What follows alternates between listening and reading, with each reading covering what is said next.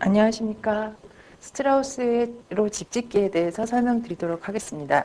스틸하우스로 집짓기는 스틸하우스를 가지고 자기의 집을 지으시려는 분들을 위해서 스틸하우스와 관련된 기본적인 사항들과 또 스틸하우스로 집을 지었을 때 어떤 모습이 나타나는지, 또는 해외에서는 스틸하우스로 어떻게 집을 짓고 있는지에 대해서 간략하게 설명드리도록 하겠습니다.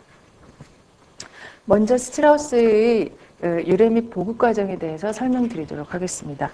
스틸하우스의 유래는 서구의 목조주택에서 비롯된 공법입니다. 서구의 목조주택은 각재를 표준화된 자재로 절단해서 집을 쉽고 빨리 지을 수 있는 장점을 가지고 있는 공법이었습니다. 또 목재가 가볍기 때문에 누구나 자재를 쉽게 다룰 수 있고, 공구도 간편한 공구로 집을 지을 수 있고, 원하는 모양으로 집을 지을 수 있고, 이러한 여러 가지 장점을 가지고 있던 목조주택에서 그 목재가 가지고 있는 재료적인 한계를 극복하고자 스틸이 도입되어서 스틸하우스 공법이 탄생하게 되었습니다. 스틸하우스로 집을 짓는 나라는 미국이라든지 호주, 일본, 유럽의 여러 나라들이 있습니다. 각각의 나라들이 스틸하우스로 집을 짓게 된 이유는 여러 가지가 있는데요. 미국 지역 같은 경우에는 목조주택이 흰개미로부터 이제 피해를 많이 받기 때문에 그런 이제 곤충에 대한 피해를 좀 줄여보고자 스틸로 집을 짓기 시작했습니다. 일본 같은 경우는 지진 때문에 기존에 있는 목조주택들이 많이 파손된 것들을 경험하고서 좀 더 튼튼한 재료를 가진 자재로 집을 짓고자 스틸하우스로 집을 짓기 시작했습니다. 각각의 나라들이 여러 가지 이유로 스틸하우스로 집을 짓게 되었습니다만은 그러나 이제 무엇보다도 가장 큰 공통점과 또 멀리 미래를 내다본다라고 하면, 무엇보다도 이제 철이 환경 친화적인 소재이기 때문에 재활용이 가능하고, 또는 집을 짓기 위해서 이제 나무를 베지 않아도 된다라는 그러한 장점 때문에 스틸하우스를 미래지향적인 공법으로서 많이 애용을 하고 있습니다. 국내에는 이제 스틸하우스가 도입된 것이 1966년 이후인데, 포스코에서 그 모델하우스, 국내에 4개 동의 모델하우스를 짓기 시작하면서부터 소개가 되기 시작하였습니다. 그래서 무엇보다도 그 스틸하우스가 국내에 도입된 그 의의를 말씀드리면, 국내에는 이제 그 콘크리트나 벽돌조로 집을 짓는 그것을 이제 습식 공법이라고 하는데요. 현장에서 어떤 이렇게 그 집의 뼈대를 만들기 위해서 시멘트나 콘크리트를 비벼서 집을 만드는 그러한 공법이 주를 이루던 것이, 공장에서 제작된 자재를 가져다가 집을 짓는다. 그런 것이 이제 건식공법이라고 합니다만은, 그러한 건식공법으로서 집을 지을 수 있게 되었다라는 의의가 가장 크다라고 말씀드릴 수가 있습니다. 국내에서의 스틸하우스가 가지고 있는 장점은, 우리나라는 세계에서 몇 안 되는 철강석을 가지고 철을 생산하는 나라입니다. 그래서 그 조강 생산량이라고 하는데요. 그 철강석에서 나오는 철을 생산하는 양이 그 양으로 봐도 세계에서 5위 안에 드는 아주 굉장히 큰 철강 국가입니다. 그렇기 때문에 다른 어느 나라에서 보다도 철이라는 소재를 비교적 쉽고 싼 값으로 공급받을 수 있는 장점을 가지고 있습니다. 그렇기 때문에 스틸하우스는 국산 자재로서 집을 지을 수 있는 그러한 공법으로 국내에서 상당히 각광을 받고 있습니다. 다음으로는 좀 세부적인 내용으로 들어가서 스틸하우스의 자재적인 측면에서의 특징을 설명드리도록 하겠습니다. 그렇다라고 하면 기존에 이제 철을 이용해서 건물을 짓는 것을 이제 많이 보셨을 텐데요. 그럼 기존에 집은 아니죠. 기존에 건물을 지을 때 쓰던 철강 소재하고, 그럼 스틸하우스로 집을 지을 때 쓰는 철강 소재하고 같은 것인지 다른 것인지에 대해서 설명을 드리도록 하겠습니다. 엄격히 말하자면은 같은 자재일 수도 있고, 아니면 또 다른 자재일 수도 있는데, 차이점은 이렇습니다.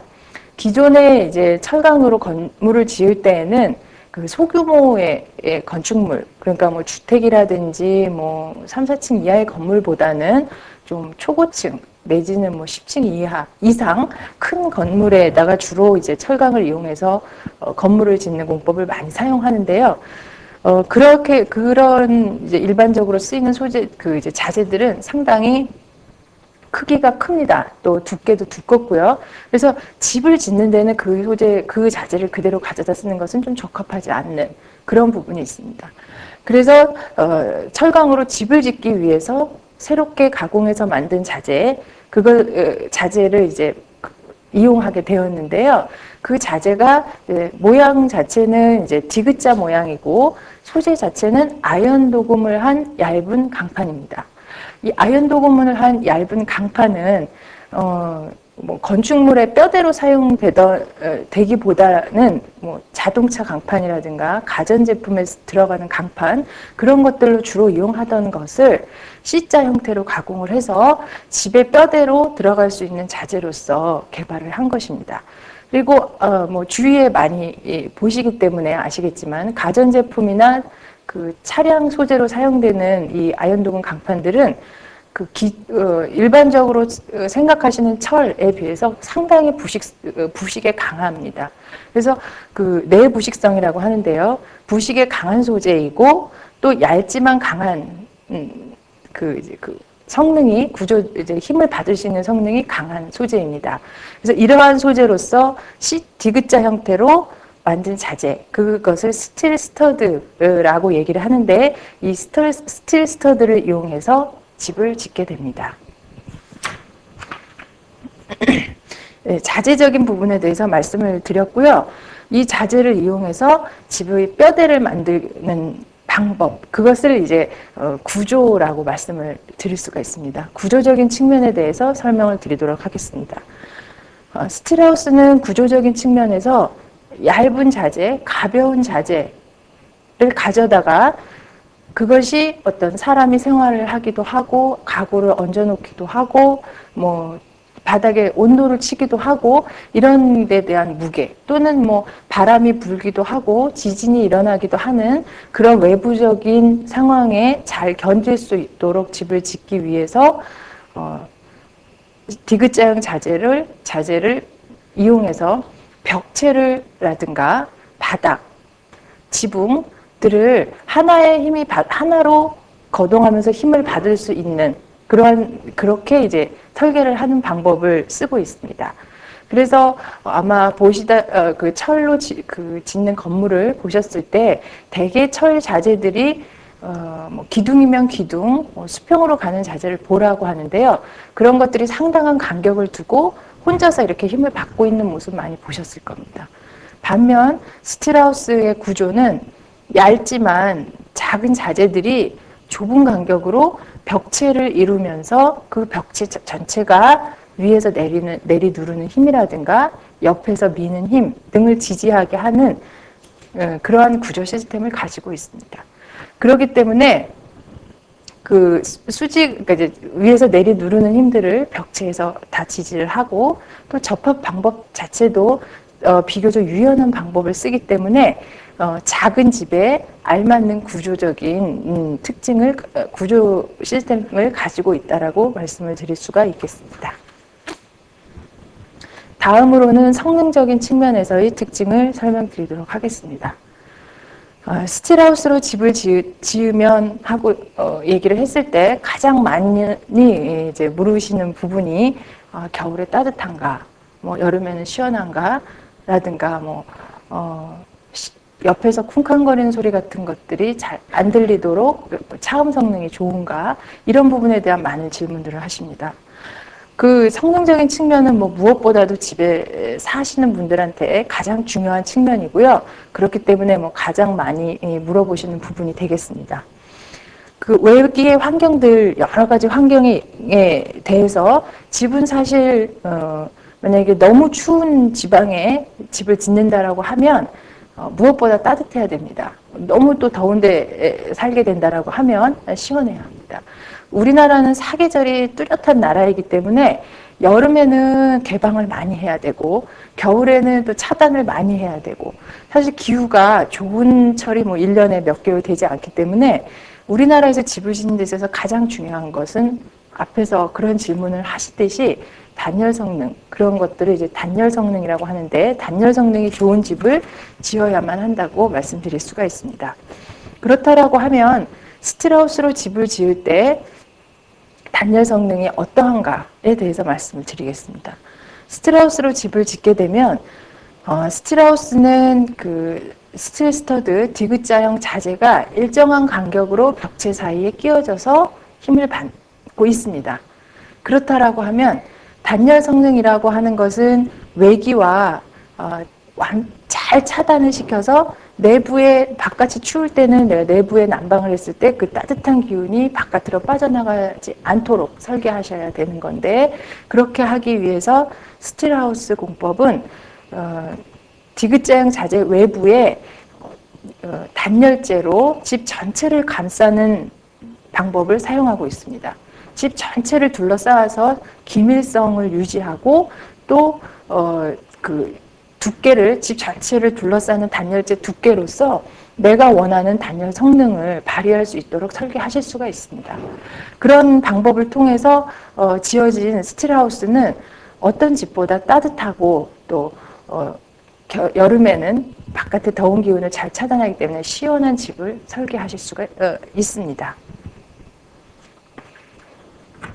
다음으로 이제 차음 성능에 대해서 설명드리도록 하겠습니다. 차음 성능은 이제 외부에서 밖에서 떠드는 소리가 집 안에서 잘 들리지 않아야 하고 또 위층에서 쿵쾅거리는 소리가 밑에 층에서 잘 들리지 않아야 되는 그러한 성능에 대한 얘기가 되겠습니다.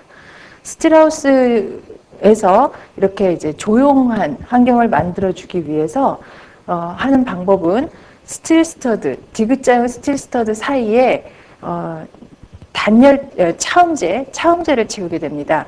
그래서 사실은 이제 그 스틸 스터드 벽 속에 소리를 잘 전달하지 못하게 하는 차음제를 벽체 전체에 채우는 방법을 통해서 차음 성능을 확보하고 있습니다. 이러한 차음 성능은 벽에서도 중요하고 바닥 같은 경우 바닥이나 천장 부분에서도 차음제를 끼워 넣음으로 해서 위에서 쿵쾅거리는 소리가 아래층으로 들리지 않도록 차단할 수 있는 성능을 확보할 수가 있습니다. 다음으로는 스틸하우스의 시공적인 측면에 대해서 간략하게 설명드리도록 하겠습니다.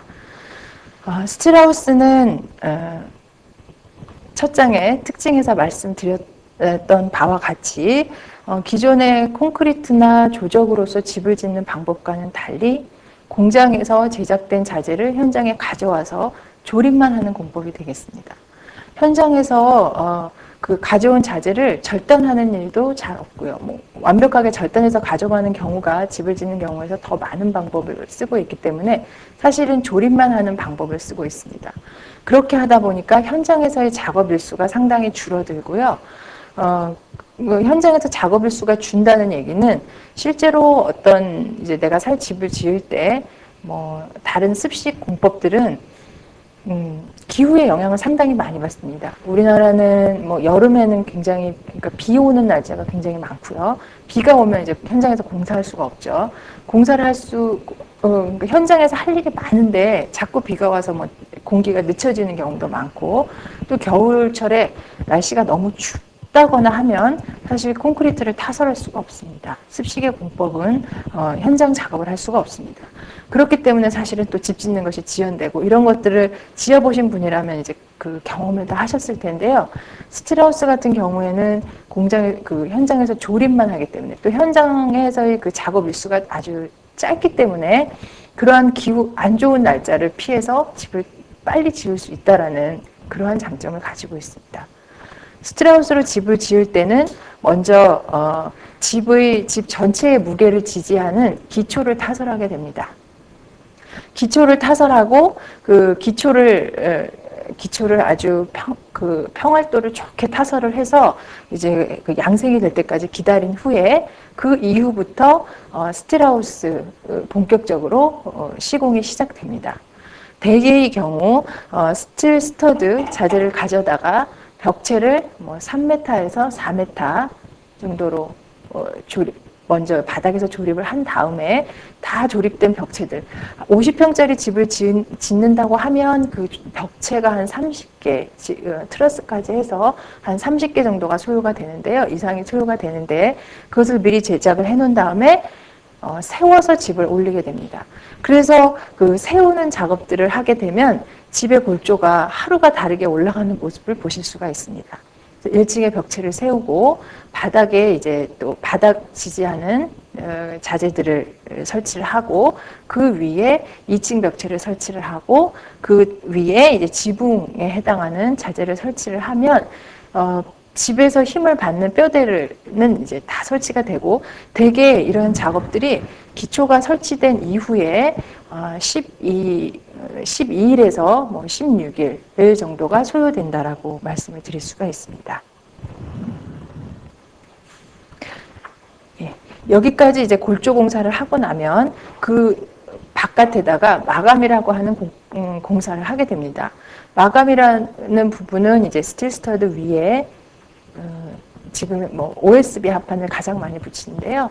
OSB 합판을 붙여서 마감을 할 수 있는 면을 확보를 하고 그 다음에 직접 고르신 그 마감재를 붙이는 작업을 시작하게 됩니다. 비닐 사이딩, 뭐 드라이비트, 그 뭐 타일류, 또 뭐 이런 외장 재료들을 붙이게 되면 집의 외부 마감이 완성이 되고 그와 동시에 실내의 내부 마감 공사를 함께 진행을 하게 됩니다.